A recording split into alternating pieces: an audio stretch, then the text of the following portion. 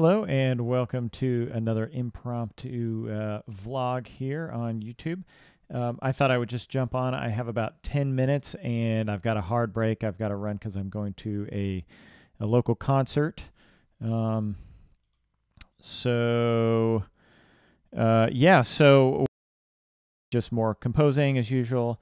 And I kind of ended the day with a little bit of an improv session. So hopefully you can hear as I start to play this, but I am playing this improv in the background. And not to say that it's anything special of an improv. I mean, anybody can just noodle around and think it sounds really good. And often there may be some good kernels of ideas there, but we're all basically, we're not schooled in the kind of the traditional art of classical improv. With that being said, I think it's a very valuable exercise for people, and what I find too is that you can do it and record it like I've done here, and when you do that, what you can do is you can listen back. Not so much that you're going to be transcribing your pieces. Good morning in the chat, I see you. But it's more that you're going to be able to find moments that you like, and you can then sit and figure out what those moments are doing. Because a lot of times when you're improvising, you're just kind of going with the flow, and you may know you want to do something, and then you get to the moment and you just change it a little bit. You're like, I'm going to try out this here.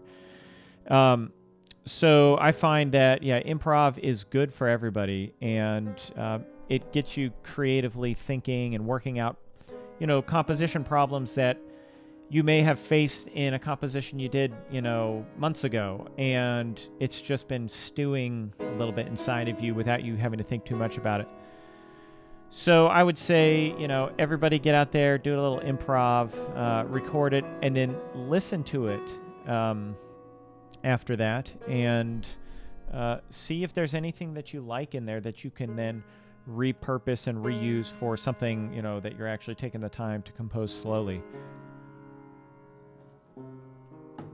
And so you get the best of both worlds. You get this kind of freedom that improv gives you, and kind of the structure that sitting down and really working out your compositions give you.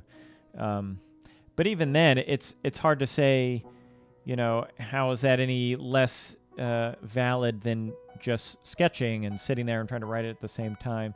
But I think ultimately there are different mental processes going on. When you're playing, you're really restricted by your skill and technique on the piano or whatever you're playing on.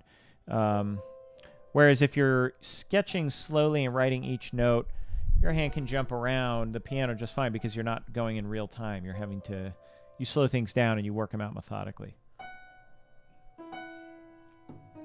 So I think that's it for tonight. And I promise I will get back to editing video and stuff. You can see I got some of my lighting equipment up. You'll have some little higher production edited videos, but I've been pretty swamped this week.